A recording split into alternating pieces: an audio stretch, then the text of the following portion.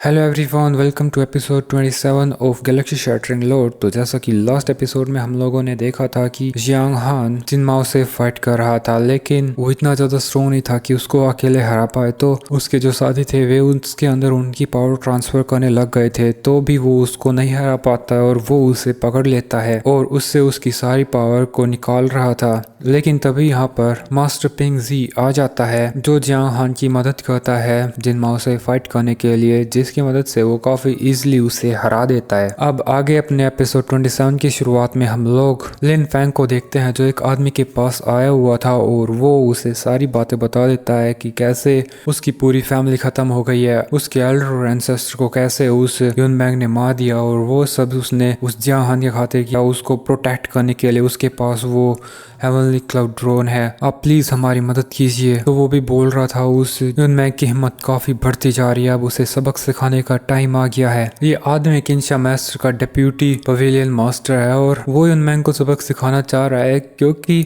अभी जो मास्टर पिंगजी है वो कहीं पे गया हुआ है केओटिक स्टार रीजन के अंदर किसी से मिलने के लिए, तो उसे ये काफी अच्छा मौका लगता है। जिसके बाद हमें जियांग हान की पूरी टीम को दिखाया जाता है। ये लोग वापस में सेक्ट में आ गए थे और यहाँ पे किसी को लेकर के आए थे और जियांग लैंग उसको काफी सबक सिखा रहा था और वो बोल रहा था, तुमने मुझे काफी बार परेशान किया है, चलो आज सारा हिसाब किताब करे। तो उस बंदे को तो काफी ज्यादा डर लग रहा था और पता भी नहीं था उसके साथ क्या हुआ है। जिसकी दूसरी तरफ हमें ये और सिस्टर पिंग को दिखाया जाता है। इन लोगों ने हान फैमिली का जो रेजिडेंस था वहाँ पे अटैक कर दिया था और यहाँ पे उन्हें कोई भी नहीं मिलता, क्योंकि सभी लोग यहाँ से बच के निकल गए थे। दूसरी तरफ हम जियांग हान को देखते हैं, वो भी जिन माओ के रेजिडेंस की तरफ जा रहा था। वो सोच रहा था कि अगर वो इस जगह की तलाशी ले तो क्या पता उसे उसके पेरेंट्स के बारे में कोई सुराग मिल जाए, लेकिन ऐसा होने के चांसेस काफी कम थे। फिर भी वो उम्मीद नहीं छोड़ना चाह रहा था यार। यहाँ पे आकर के उससे रिलेटेड एक एक चीज को चेक करने लगता है। वो एक बॉक्स को खोलता है जिसके अंदर एक लेटर लिखा था। उस लेटर की हैंड राइटिंग पढ़ के वो काफी ज्यादा चौंक जाता है, क्योंकि वो सिमिलर उसके जो मदर ने लेटर लिखा था उससे मैच कर रही थी। तो वो फटाक से उसकी मदर के जो दूसरा लेटर था उसे लेकर के मैच करने लगता है। वो काफी ज्यादा हैरान था, लेकिन वो कंफर्म था कि हाँ, उसकी मदर और फादर के डिसअपियरेंस के पीछे जरूर इस दिन माओ का ही हाथ होगा। और ये जो लेटर था ये एक्चुअली में एक मेडिसिन बनाने की रेसिपी थी जिससे यंग एनर्जी इंक्रीज करी जा सकती थी, लेकिन उसे याद नहीं था कि जिन माओ को कोई ऐसी बीमारी थी। लेकिन तभी यहाँ पर सिस्टर पिंग और ये आ गए थे और वे जियांग हान को बताते हैं कि 1 साल पहले इन मैंग पवेलियन के कुछ डिसाइपल्स गायब हो गए थे और उसकी मदर को जिन माओ के बारे में पता चला, लेकिन उस टाइम पे वो बच गया था क्योंकि कोई सबूत नहीं था और उसने सबूतों जो थे उनको फेक कर दिया था। लेकिन अभी हमें उसके सबूत मिल गए हैं, उसके पीछे मास्टर जिन माओ ही था। लेकिन जियांग हान बोलता है कि इस सब से अब कोई भी फर्क नहीं पड़ता। लेकिन हैरानी की बात यह है कि मेरी मदर ने जो एक मेडिसिन प्रिस्क्राइब करी थी वो यहाँ पे है। मुझे नहीं लगता कि जिन माओ को कोई बीमारी थी। तो वो बताती है कि इस बात का पता तो फिर हमें मेडिसिनल हॉल से ही चल सकता है, लेकिन अब इन दोनों को पता ही नहीं था कि फार्मेसी वो मेडिसिनल हॉल कहाँ पे है। तो ये लोग सीधा ही पहुंच जाते हैं मास्टर युन मैंग के पास और वो भी बताती है कि मैंने तो इस टाइप की कोई भी रेसिपी कभी नहीं देखी, ये हर्ब्स काफी ज्यादा रेयर हैं, तो मैं किसी एक्सपर्ट से इसकी सलाह लेनी होगी। तो वो थोड़ा निराश हो गया था, लेकिन यही बोलती है चिंता मत करो, चलो डार्क सिटी में वापस चलते हैं, वहाँ पे डेफिनेटली कुछ पता चलेगा। लेकिन तभी युन मैंग जियांग हान को बताने लगती है कि 5 साल पहले जिन माओ ब्रेक थ्रू करने की कोशिश कर रहा था, लेकिन उस टाइम पे कुछ तो प्रॉब्लम हो गई थी, तो वो ब्रेक थ्रू करने के लिए कुछ टाइम के लिए बाहर चला गया था। शायद वो तभी तुम्हारे पेरेंट्स से मिला होगा, क्योंकि तुम्हारे पेरेंट्स भी उसी टाइम के अराउंड गायब हुए थे। अभी हान फैमिली तो पूरी खत्म हो चुकी है, लेकिन लिन फैंग अभी तक जिंदा है, शायद उसे कुछ पता हो, तुम्हें उससे मिलना चाहिए। लेकिन वो पता नहीं कहाँ भाग गया। तो जियांग हान बोलता है थैंक यू मास्टर युन मैंग। लेकिन तभी यहाँ पर एक आदमी की आवाज आ जाती है, जो कि और नहीं बल्कि वही किंशा मेंशन का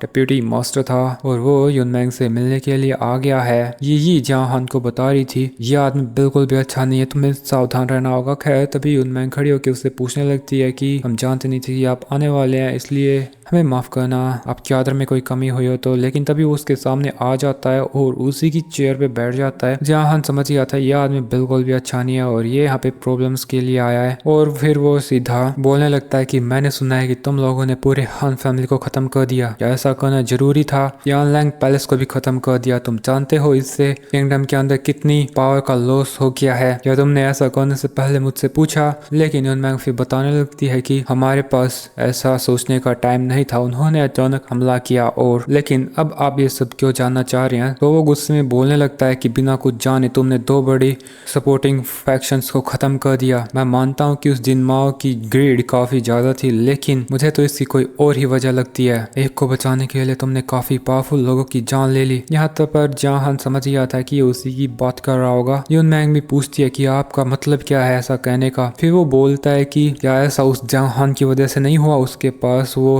हेवनली बीस्ट क्लाउड्रोन है, अगर उसे खत्म करके क्लाउड्रोन ले लेते तो अब तक ऐसी कोई भी प्रॉब्लम नहीं होती। अब उसकी बातें सुन के जहाँ हान सामने आ जाता है और बोल रहा था तो तुम यहाँ पे मेरे लिए आए हो। और यही भी बोल रही थी कि एक और चोर आ गया। यहाँ पे हम इस जोशी को देखते हैं, इसके इंटेंशन बिल्कुल भी अच्छे नहीं थे। वो बोलता है तो तुम हो जहान। तो जहान बोल रहा था नाटक बंद करो अब, क्योंकि तुम्हें सब कुछ पता ही है तो तुम सीधा सीधे बात क्यों नहीं करते? क्या तुम भी मेरा क्लाउड्रोन पाना चाहते हो? तो वो बोल रहा था अगर तुम जिंदा रहे तो और बहुत बड़ी ट्रबल्स होंगी, तुम उस क्लाउड्रोन को प्रोटेक्ट नहीं कर सकते। यूनमैंग क्यों हम लोग क्यों ना एक डील करें? चलो हम लोग इसी के साथ डील करते हैं। यूनमैंग काफी ज्यादा गुस्से में थी, लेकिन अभी वो कुछ भी नहीं कर सकती थी। वो बताती है कि इसका फैसला लेने वाले तुम नहीं हो, मास्टर पिंगजी ने भी उस क्लाउड्रोन को नहीं लिया तो तुम लेने वाले कौन हो? अब उसकी बातें सुन के तो वो बोलता है तेरी इतनी हिम्मत, और फिर उसको सीधा ही मतलब एक थप्पड़ मार देता है जिससे वो काफी दूर जा गिरी थी। इसके बाद फिर वो उसकी पावर दिखा के बोलने लगता है कि तुम सब के सब मरोगे। खैर यूनमैंग को तो उसकी डॉटर संभाल लेती है। इसके बाद जहाँ हान उस जोशियों को बोल रहा था कि तुम्हें यहाँ पे फालतू की ट्रबल्स क्रिएट नहीं करनी चाहिए, नहीं तो तुम्हारे लिए अच्छा नहीं होगा। तो वो बोलता है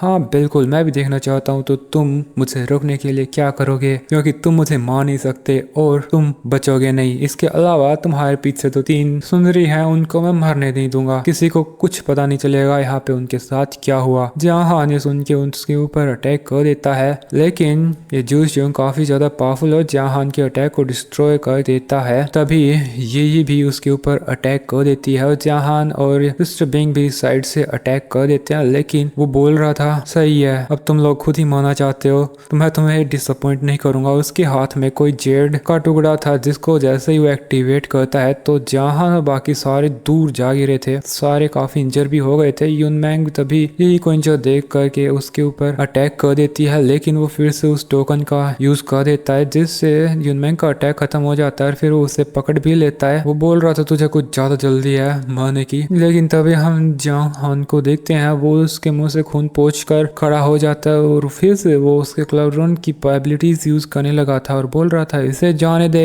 और इसी के साथ दोस्तों अपना ये एपिसोड इधर ही खत्म हो जाता है। Thanks for watching. Bye bye.